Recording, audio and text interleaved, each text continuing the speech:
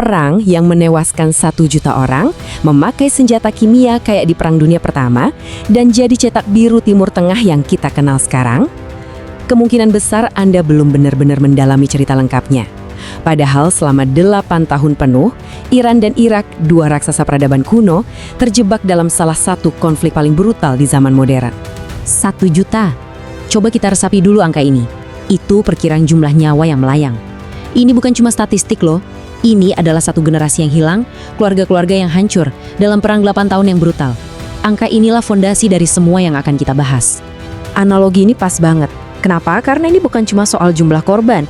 Bayangin aja parit-parit berlumpur yang gak ada habisnya, ladang-ladang ranjau yang mematikan, dan penggunaan gas beracun sebagai senjata.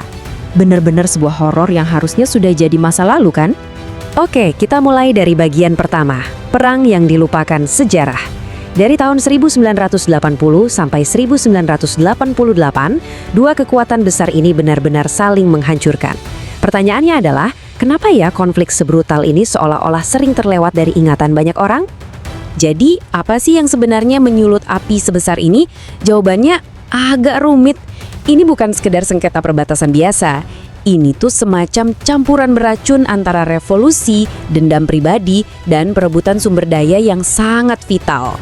Nah, ini dia jantung konfliknya. Bayangin ada dua kutub yang berlawanan. Di Iran ada Ayatollah Khomeini. Dia baru saja memenangkan revolusi Islam dan punya cita-cita buat mengekspor revolusinya ke seluruh dunia. Terus di Irak ada Saddam Hussein, seorang pemimpin sekuler yang panik setengah mati.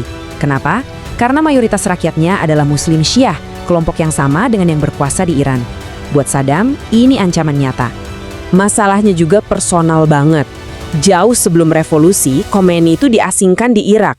Dan pada tahun 1978, Saddam mengusir dia. Bagi Khomeini, ini adalah penghinaan yang gak akan pernah terlupakan. Bertahun-tahun kemudian, pas Irak menawarkan gencatan senjata, Khomeini menolaknya mentah-mentah. Dia bersumpah akan menggulingkan orang yang dia sebut setan kecil di Baghdad. Oke, jadi kita udah punya ideologi dan dendam pribadi. Faktor ketiganya adalah geografi. Coba lihat jalur air ini, namanya Shatt al-Arab. Bagi Irak, ini adalah urat nadi kehidupan mereka, satu-satunya akses ke laut. Nah, pas revolusi Iran meletus dan negara itu kelihatannya lagi kacau, Saddam melihat ini sebagai kesempatan emas untuk merebut kendali penuh atas arteri vital ini. Jadi, begini urut-urutannya. Tahun 75, Saddam terpaksa setuju buat berbagi kontrol atas jalur air itu. Tapi 4 tahun kemudian, revolusi Iran mengubah segalanya. Saddam melihat militer Iran porak-poranda dan dia mikir, wah ini saatnya. Dia merobek perjanjian itu dan pada 22 September 1980, tank-tank Irak melintasi perbatasan. Dia yakin banget perang ini bakal selesai dalam hitungan minggu. Tapi ternyata dia salah besar.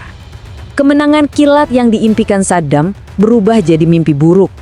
Perangnya jadi macet.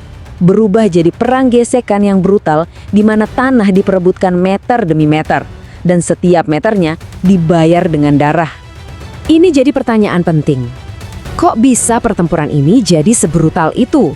Sampai-sampai mirip neraka Perang Dunia Pertama? Jawabannya ada di perbedaan mendasar antara kedua pasukan. Iran punya lautan manusia, sementara Irak punya mesin perang dan senjata kimia. Nah, ini perbandingan yang mengerikan. Di satu sisi, Iran mengerahkan gelombang manusia.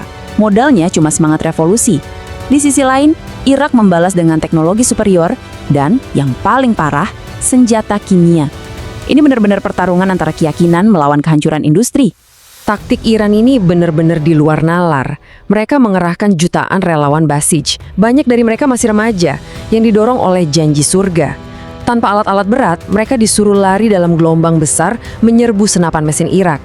Mereka benar-benar dipakai untuk membersihkan ladang ranjau pakai tubuh mereka sendiri. Puluhan ribu tewas sia-sia. Untuk melawan gelombang manusia ini, Irak melakukan hal yang tak terbayangkan. Mereka memakai senjata kimia secara sistematis. Gas mustard, sarin, tabun. Ini jelas-jelas kejahatan perang yang dilakukan di depan mata dunia.